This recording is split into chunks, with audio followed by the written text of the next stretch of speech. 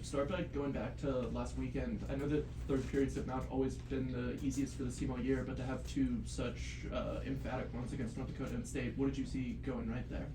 Yeah, no, you always talk about the right things in the room. It's just going out and executing. I just think there's belief, and the guys went out and did it. I think what is it, like 7 of our last 8 games, we've been in 1-goal games until the last Michigan State game. So like they're used to that, and there's been a lot of pain throughout the third periods, like we talked about earlier in the year, and they've grown, they've learned from it, which is great. What do you think the likelihood is that Seamus is able to play in the Frozen? 100%. 100%? Yeah. A lot of emotions from you after the win we saw in the locker room. Can you just talk about what's going through your head after that? Yeah, it's just so. I was talking to someone else about it, like coaches, players, like there's just so much emotion of the highs and lows of the season, and you put so much into it, and a lot of time away from your family, and even when you're there, your brain may be on other things at different times. So honestly, I know exactly what you're talking about, and I got emotional when I looked up at my 9-year-old was crying in the stand, so that's what got me in. But it's good, all positive stuff. How do you not, you, the team, the program, not take this for granted, right? Like, here we go again. Right? Yeah, no, we're extremely fortunate. It's really, really hard to do. I've been blessed since I've been here to do it 3 out of 3 years, and it's not always about having the best team. It's getting some bounces, a little bit of luck, and then earning your opportunities. So we understand, we appreciate what we've done, but I don't know if it's truly hit us. Feels like in college hockey, a lot of the time experience is a term thrown around for like juniors, seniors, 5th-year guys. How much experience do you think your sophomores have had from what they've been through the past 2 years, Frozen Fours, Big Ten championships? I would say the junior and senior class for sure, with COVID and a coaching change and going to the Frozen Four, like you said, the last 2 years. That stuff matters. And it's, everyone could say the right things, but for them to go through it and have the right team talk, and then you just kind of hope it goes your way. You've been around college hockey a long time. Where do you think like the talent level stands out in this Frozen Four, and maybe in years past? It seems like it's a loaded group. Yeah, it's awesome. College hockey's it's just getting better and better every year. The young talent, the older mature guys that are signing as NHL free agents, it's awesome to watch. But BC, BU, Denver, all those guys that just went top 5, top 10, multiple guys that are draft eligibles. And then obviously we have our high-end guys too, so it's fun to watch.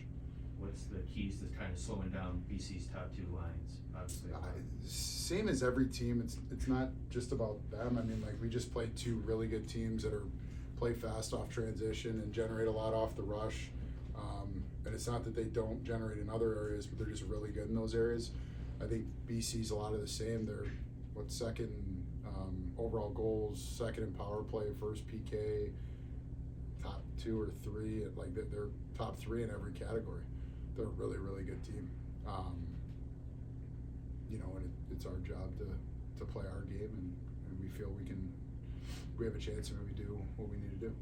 Is there something a little strange about with the matchup with BC that you're almost the more veteran team, where a lot of the ways that BC has been described this year have been attributes that would have been stuck on this team in years past? Yeah, we see a lot of similarities to what we've kind of gone through and experienced, and you know what works and you know what you need to stay away from. So I think we have a good game plan. Mm-hmm. Is there anything about their game that stands out to you beyond those the top of the lineup, like NTDP guys and Gauthier? Not really. To be honest with you. Those guys score a lot of goals. Dylan Duke scored a lot of big goals for you guys. Is there some that stand out to you maybe among the rest during your career here? He got banged up a little bit on his hand. He's fine now, but I don't even think he could shoot a puck that game, and he scored 2 goals, which is unbelievable. He's just a warrior, like we talked about before. Every big game that he plays, he has an impact, and not just on the score sheet. He's just a winner, plays winning hockey. He injured his hand in the first game and then or in the middle of the second game? The first, just like bumps and bruises Right. type stuff, but he couldn't shoot. So Speaking of banged up, you said Seamus is coming back. he's gonna be good, yeah. I guess, what does that do? I mean, just for morale as well. Yeah, it's huge. I'm super proud of the D-Corps, everyone in general, just for stepping up with him out. Obviously, he's a huge part of our team, and to get him back is exciting. We've talked last week, I think, about that idea of like field position, and it feels as though the fourth line in particular has been one that's had a big part to play in that. Can you speak to the role that they were able to do with respect to that aspect of the game over the weekend? Yeah, I think, and even when like Draper and Asina Stop were together, just the forecheck. The forecheck keeps it in their zone, it grinds them down, and especially if it's one of their top lines. Now, when they do get it out, they have to change, and hopefully we're coming right back at them. So, momentum, extended possession. And then with a guy like Phil LaPointe, who you mentioned those juniors and seniors with a lot of experience, if I'm not mistaken, he didn't actually play in the Frozen Four the last 2 times. What do you think he's brought to the team this year, and how can he like still lead with that experience, even if it hasn't necessarily been on the He's ice? been around it. Phil's a locker room guy, and obviously great on the bench and great on the ice, and just brings positive energy, and he knows what his role is, and he's doing a good job with it. Did you see Frank's assist at first? Did you know that it happened? I did. I just caught the end of it, so it was. That's what he does. Like I said before, he's a game breaker, and it was the right play too. It wasn't a fancy move. The lane wasn't there on his backhand, and for him to do that on that stage is, we see it all the time, but it's super impressive. That seems like the type of play that it's loose, and that's whenever you're playing some of your best hockey, whenever you can play free. Is that kind of a sign of where the team is right now, heading into the biggest stage there is in college hockey? I'd like to think so. I think you're fighting it. We all know about the third periods, and like a lot of those third periods, just like the third periods that we've won recently, could have went a different way with a big save, a big goal, or an inch here or there. I think as we were learning to play winning hockey, it wasn't that they're like squeezing their sticks, but they're trying to play winning hockey, and they're trying to figure out what that is. And now they're making the right play at the right time, but they feel free to use their creativity while they play winning hockey, which is tough to do. And we're doing it at the right time of the year, which is great. Some of your guys were talking about, it wasn't long ago you were on the bubble and the highs and lows of a season. What do you think the difference has been really in the last month or so? I just think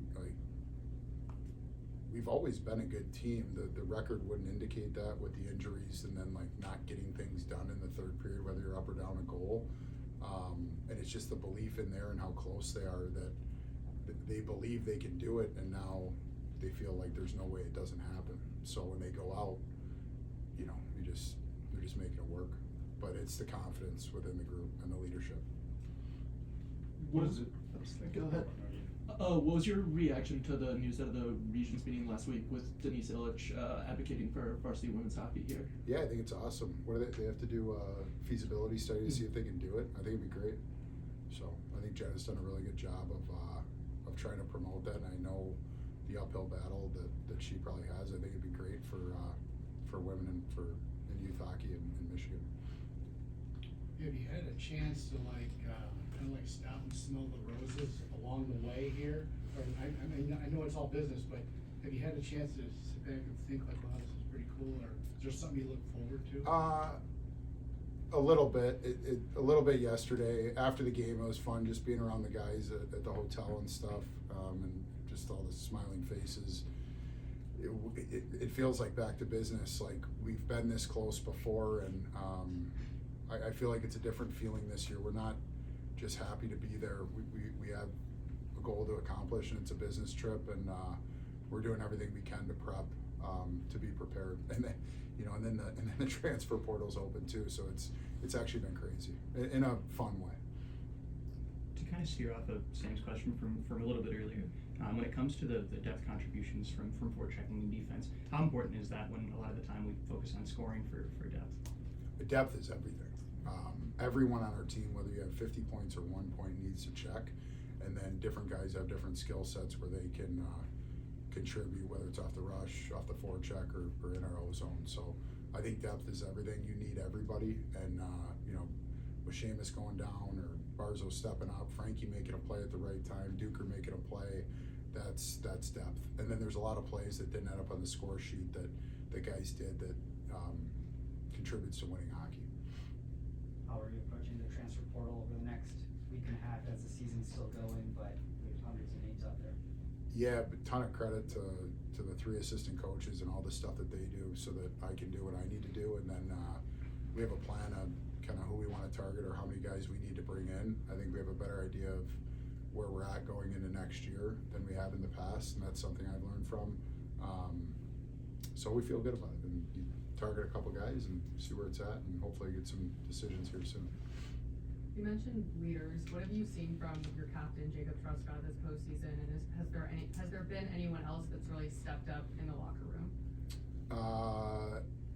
I feel like everyone stepped up. I think that Trusk has been the same the whole way through. We just happen to be winning now. He's been outstanding. But it's just like leadership by committee outside of that. Like everyone, like knowing your role, whether you play 0 shifts or 20 minutes, the positive bench energy, lifting guys up, and just doing what you can do to contribute to the team.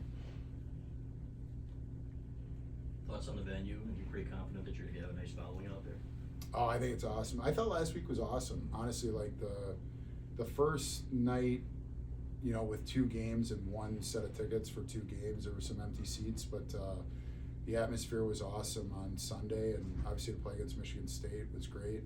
I think with these 4 teams in the Frozen Four, and then it being in St. Paul is going to be outstanding.